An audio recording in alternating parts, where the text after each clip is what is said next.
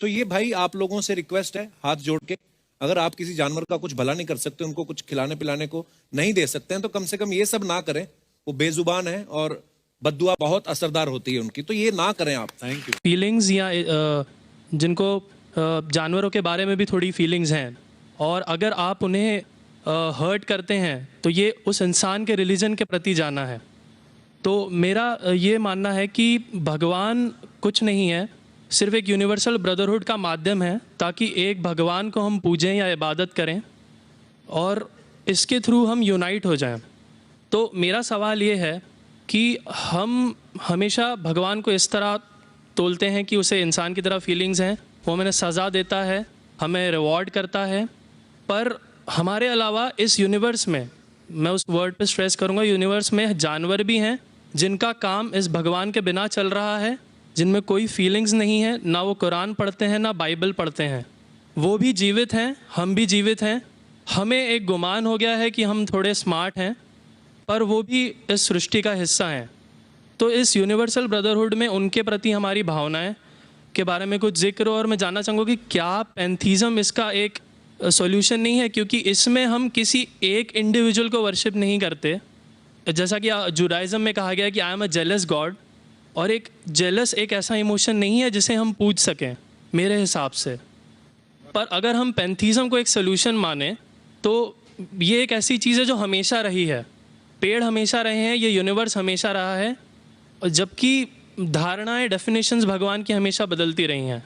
तो अगर हम गॉड को कांस्टेंट के रूप में देखना चाहते हैं और इसे एक माध्यम बनाना चाहते हैं आपसी भाईचारे का, आलमी भाईचारे का, तो क्या पैंथीज़म इसका एक सॉल्यूशन नहीं है? भाई साहब ने सवाल पूछा कि यूनिवर्सल ब्रदरहुड हम सिर्फ इंसानों तक महदूद रह गए हैं, क्या जानवर में जान नहीं है? और ये भगवान को हमने खुद बनाया ताकि आलमी भाईचारा रहे, लेकिन क्या पैंथीज़म इसका सलूशन नहीं है कि भगवान को हम दूसरे रूप में देखें? भाई साहब का अच्छा सवाल है। सवाल के दो हिस्से हैं। पहला एक हिस्सा है कि यूनिवर्सल ब्रदरहुड सिर्फ महदूद इंसानों तक क्यों, जानवर पेड़ पौधों को क्यों नहीं लिया गया? दूसरा सवाल, क्या पैंथीज़म इसका सलूशन नहीं है? पहले सवाल का जवाब कि यूनिवर्सल ब्रदरहुड, आलमी भाईचारा के अंदर हम बाकी जीवित चीज़ों को क्यों नहीं लेते?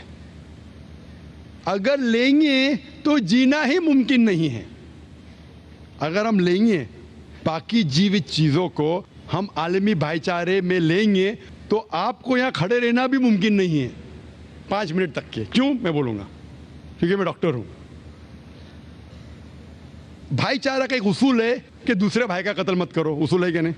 ठीक है, आप सांस ले रहे अभी, सांस ले रहे ना? आप जब सांस लेते लाखों जर्म्स का कत्ल कर रहे हैं आप कैसे भाई? ये लाखों लोग का कत्ल कर रहे जीने के लिए, ये कैसा भाईचारा है? तो इसीलिए भाईचारे का डेफिनेशन जरा हम बराबर तौर से समझ ले, फिर हम डिस्कस करें। क्योंकि अगर आप कहेंगे हर जीवित चीज मेरे भाई है, तो आप भाईचारे के खिलाफ। कोई भाईचारा में ये नहीं है कि दूसरों का कत्ल करो अपने आप को जिंदा रखने के लिए। कभी भी इस्लाम में ये नहीं कहा गया है कि दूसरों को दबाओ अपने आप को ऊंचा करने के लिए। और मैं अल्लाह के रसूल की एक मिसाल दूंगा आपको। अल्लाह के रसूल फरमाते हैं, आप जब देखते हैं एक खजूर का दरख्त, पाम ट्री, वो एक मोमिन की मिसाल है, मुस्लिम की मिसाल है, तो साहबा सोचते इसका क्या मतलब? क्यों एक खजूर का दरख्त, पाम ट्री को मुस्लिम कह रहे? समझ में नहीं उनको। आज हम जानते हैं, उस टाइम अल्लाह के रसूल ने कहा, कोई भी पेड़ पौधे जब भी बढ़ते ऊपर, वो क्या करते हैं? आजू बाजू पेड़ को हटाते हैं, फिर ही बढ़ते हैं। नीचे जाते हैं, अपने पौधों को, रूट्स को एक्सपैंड करते हैं। इसीलिए आप देखेंगे म्युनिसिपैलिटी क्रैक्स को तोड़ती है, मजबूत करे। क्यों? वो पेड़ बढ़ता है तो क्रैक हो जाता है, फिर से टाइल लगाते हैं। जितना पौधा बढ़ता है, जितना पेड़ बढ़ता है, उतना आजू बाजू नुकसान करता है।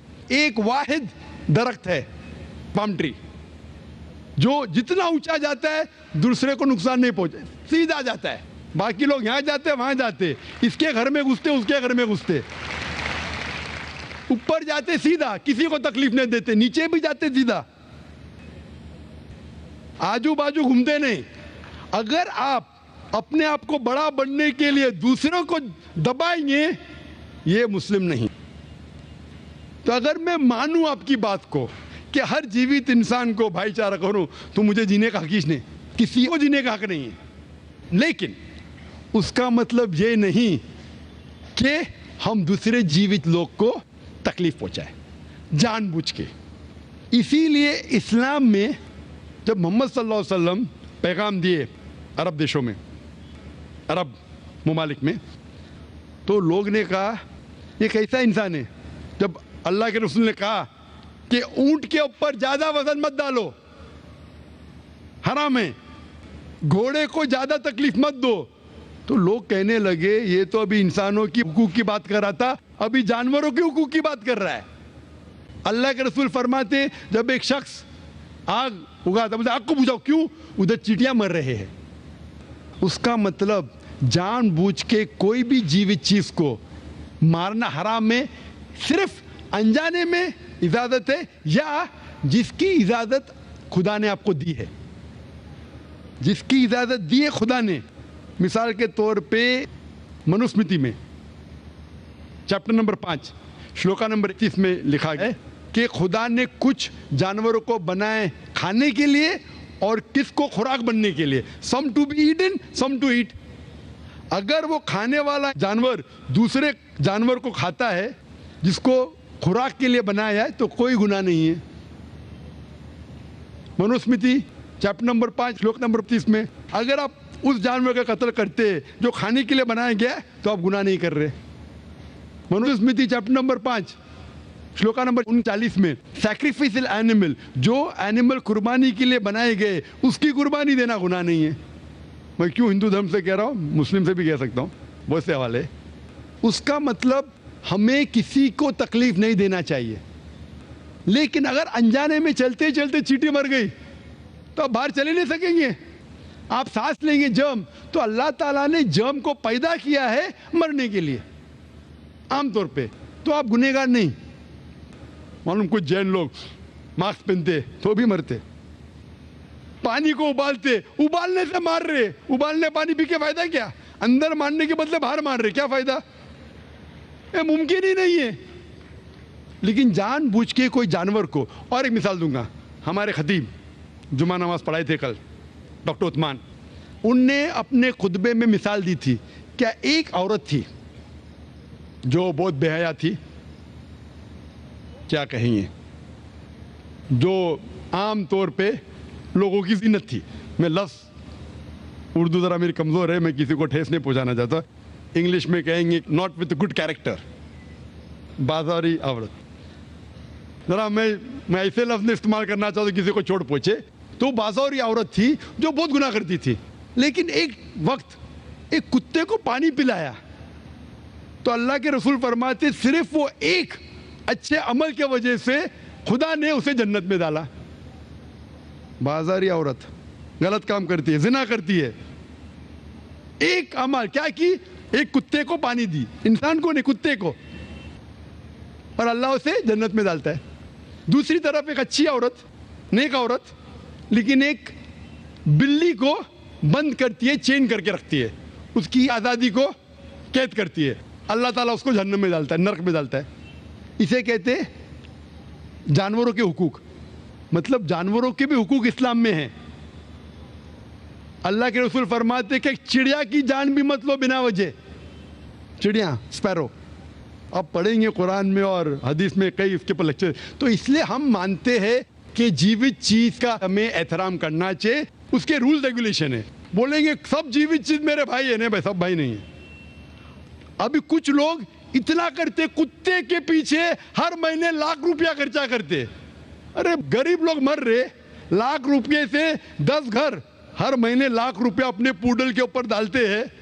लाख रुपये से कम 10 घर तो चलेंगे ना महीने, 20 घर चलेंगे मुंबई में, हाँ के नहीं? वो 20 घर को संभालो ना, एक पूडल को संभाल रहे। ये किधर का इस्लाम है? ठीक है, जानवर की कदर करो, इतना कदर मत करो कि उसके हाथ में चेन डालो सोने की, ये करो, ये खाना लेके आओ। खाना लेके आते लाख रुपए का, आप समझ रहे ना? तो इतना मत इसराफ करो। इस्लाम के अंदर सिखाया गया है कि भाईचारा, जो मैंने जिक्र किया, बट जानवरों को भी देखो और उसके साथ अच्छा बर्ताव करो। बिना वजह किसी जानवर का कत्ल मत करो।